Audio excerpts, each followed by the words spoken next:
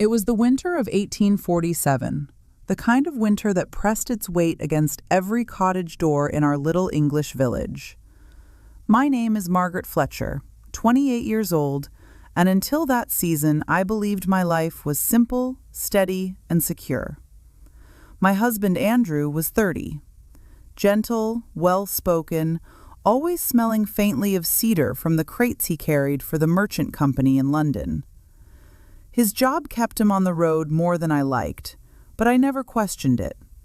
I trusted him the way a lighthouse trusts the sea, steady, even when the waves grow loud.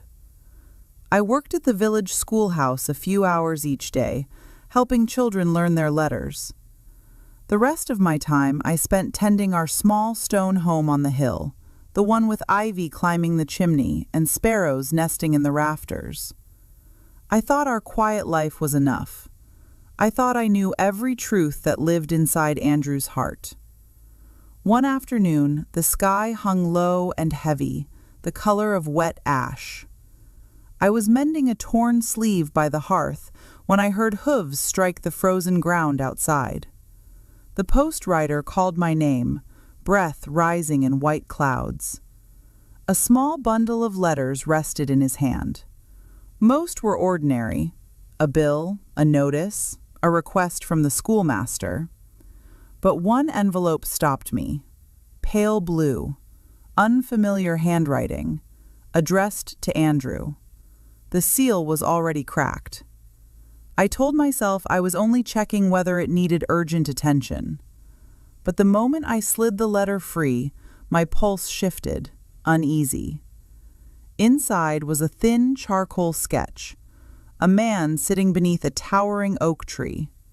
Andrew. There was no mistaking the slope of his shoulders, the careful tilt of his head. Beside him sat a little girl, no more than 6. Her curls were wild, her smile bright, and her hand rested trustingly in his.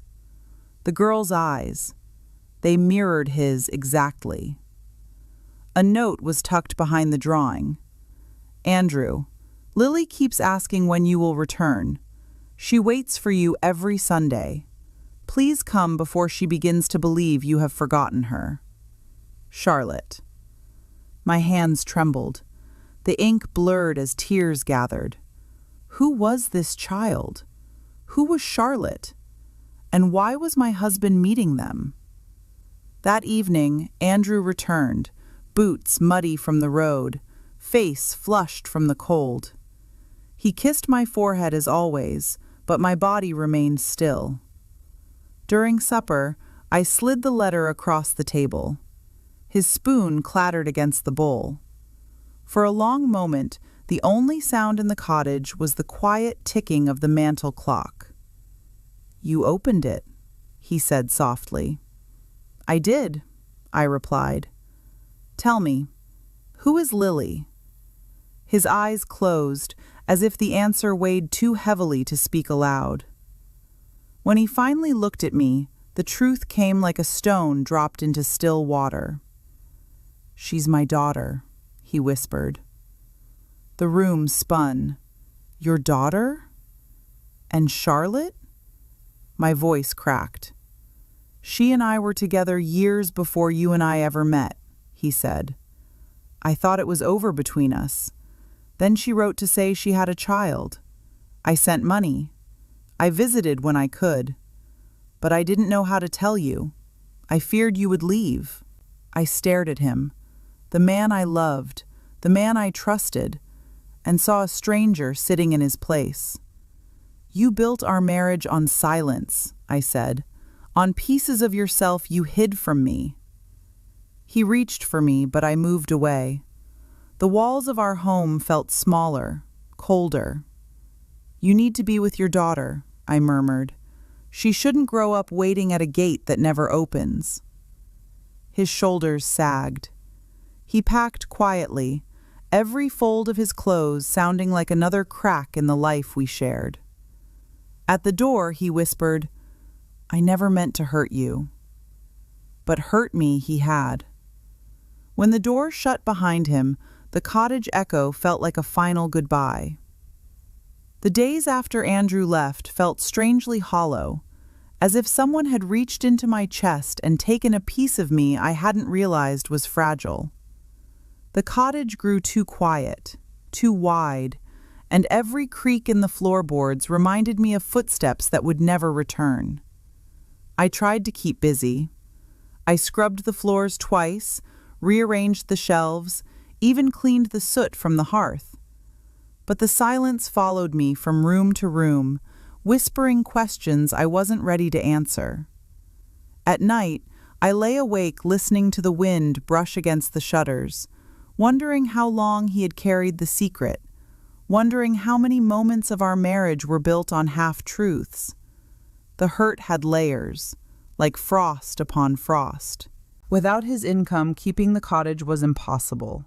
I packed my belongings, a few dresses, my mother's brooch, and the books I taught from, and moved into a small room above the bakery.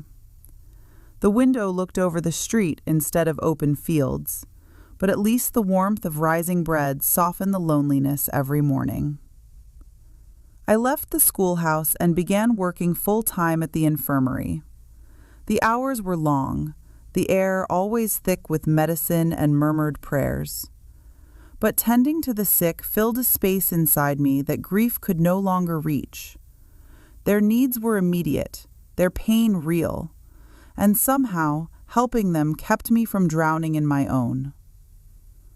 Winter arrived with a fierceness we hadn't seen in years. Snow piled against cottage roofs, and the village road turned into a white ribbon winding through silent fields. Each evening, I wrapped myself in a wool shawl and walked home beneath a sky that seemed too big for one person to stand under. One evening, as the daylight faded into violet dusk, I turned onto the lane that led to the bakery. A pair of figures stood not far ahead, a man and a child. My steps slowed. The man lifted his head. Andrew. He looked worn, older than the months that had passed, as if regret had carved new lines along his face. And beside him, holding his hand, was Lily.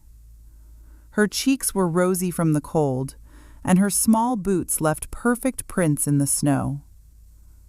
For a moment we simply stared at one another, the cold air tightening around us like a string pulled too fast. He didn't speak. Neither did I. But his eyes, soft and aching, told me more than words could. Lily glanced up at me, curious, innocent. She had no part in our heartbreak. She was simply a child wanting her father's hand to stay warm in hers. I offered her a small smile. She shyly returned it. Then I stepped aside, letting them pass. Andrew's lips parted as if he wished to say something, an apology, a memory, a plea. But whatever it was, he swallowed it, as though he finally understood that some doors, once closed, do not open again. I continued walking, snow crunching beneath my boots, breath rising like thin clouds drifting into the night. When I reached my room, I lit a candle and sat by the window. Outside, flakes fell softly, covering the world in a quiet white that felt almost like forgiveness. My heart still ached, yes, but it no longer felt shattered. I had made it through nights I thought would break me. I had learned work that gave me purpose. I had found a new steadiness inside myself, one that did not depend on anyone else's truth. Pain had changed me, but it had not ended me. Looking out at the snowfall, I whispered the words I wished someone had told me months ago. You can survive even the truths that split your world apart. You can rebuild, even if the pieces don't look like the life you imagined. And one day, you will stand in the quiet, breathe deeply, and realize you are still here. You are stronger than the storm that tried to undo you. If this story touched you, remember to like, share, comment, and subscribe. Your support helps these stories reach someone who might need them tonight.